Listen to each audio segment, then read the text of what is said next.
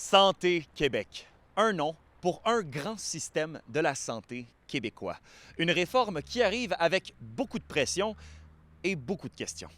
En fait, c'est une troisième réforme en très peu de temps qu'on est en train de subir, puis on sait que les deux dernières fois, ça n'a pas eu grand succès, donc on se questionne vraiment sur la pertinence de cette troisième réforme-là. De quelle façon la couleur de notre région va être respectée nationalement aussi. Des grands décideurs de Montréal, là, la petite Abitibi, je ne sais pas trop de quelle façon ils vont gérer ça.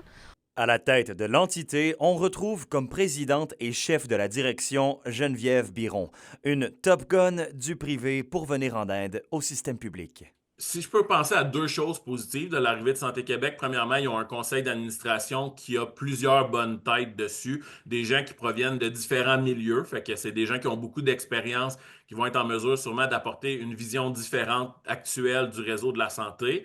Puis, on est dans un processus d'optimisation, c'est-à-dire qu'on va tenter, j'espère, de prendre le meilleur qui était fait dans chacun des établissements pour le transposer ailleurs. Santé Québec réitère son espoir d'un meilleur accès aux soins de première ligne aux médecins de famille et d'une réduction de l'attente pour les chirurgies. Les acteurs de la région entendent se serrer les coudes afin de se faire entendre. On n'a pas l'air de se soucier non plus qu'on ferme des services. On le voit déjà, entre autres, avec l'ombrelle à la Sarre qui a dû fermer. On le voit aussi, Pavillon Les Sources à Amos, où on avait tout un étage, une trentaine de résidents qui s'est vu fermer. On le voit aussi dans le retard de construction dans les travaux de l'urgence et soins intensifs chirurgie d'Amos.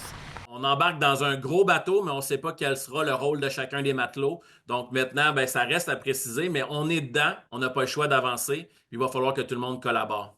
La direction du CIS de l'Abitibi-Témiscamingue n'était pas disponible pour une entrevue aujourd'hui. Alexandre Cabana, RNC Nouvelles, à Rouyn-Noranda.